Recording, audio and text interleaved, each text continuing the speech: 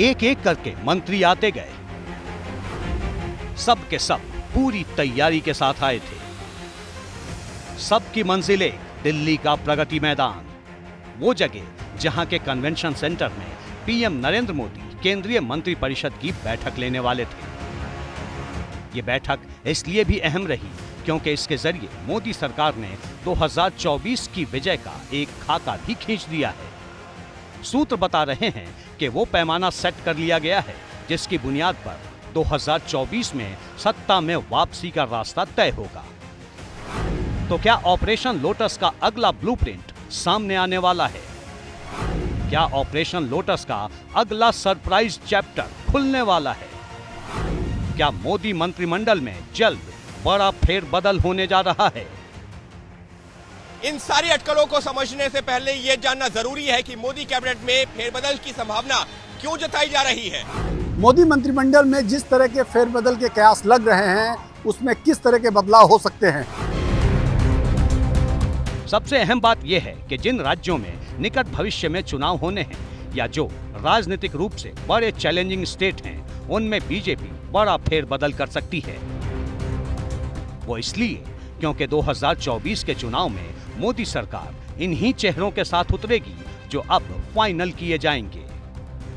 चर्चा है कि चुनावी राज्यों जैसे मध्य प्रदेश, राजस्थान, तेलंगाना और छत्तीसगढ़ को केंद्रीय मंत्रिमंडल में नुमाइंदगी मिल सकती है। महाराष्ट्र, बिहार और पंजाब जैसे राज्यों से भी मंत्री शामिल किए जा सकते हैं। 2024 के चुनाव को देखते हुए दक्षिण के राज्यों से भी मंत्री बनाए जा सकते हैं। प्रधानमंत्री नरेंद्र मोदी का साउथ पर बड़ा फोकस है क्योंकि बीजेपी को लगता है कि अगर उत्तर भारत में उसको कोई नुकसान होता भी है तो उसकी भरपाई देश के दूसरे राज्यों से की जा सकती है। जिन नए चेहरों को मंत्रिमंडल में जगह मिल सकती है उनमें 3 प्रमुख नाम की खासी चर्चा है। प्रफुल्ल पटेल, चिराग पासवान और उपेंद्र कुशवाहा।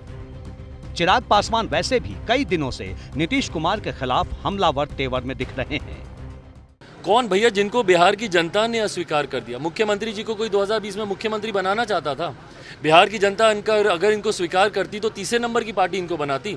तो जब बिहार की जनता ने ही इनको नकार दिया तो ऐसे में इनके सांसद एक एक करके तमाम नेता तो इनको छोड़कर चले गए। अब सवाल ये है कि नए मंत्री बनेंगे तो वो किसकी जगह लेंगे। जाहिर है फेरबदल में कुछ मंत्रियों की छुट्टी तय है।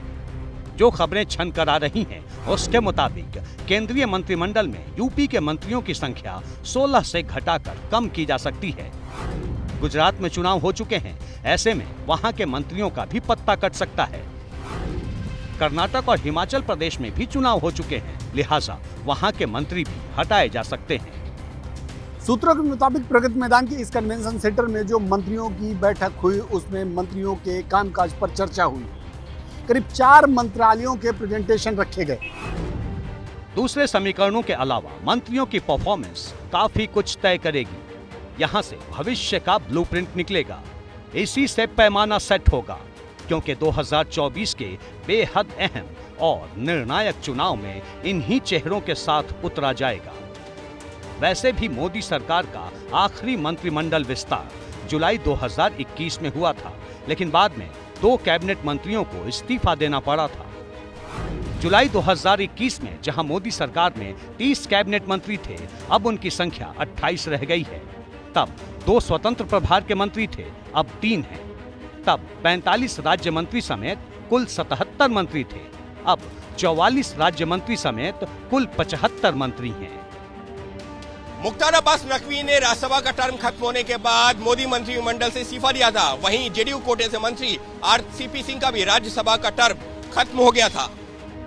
अब इन अटकलों का जोर है कि मोदी मंत्रिमंडल का विस्तार 9 जुलाई से 12 जुलाई के बीच हो सकता है। तो तैयार रहिए, मोदी सरकार का अगला सरप्राइज चैप्टर खुलने वाला है।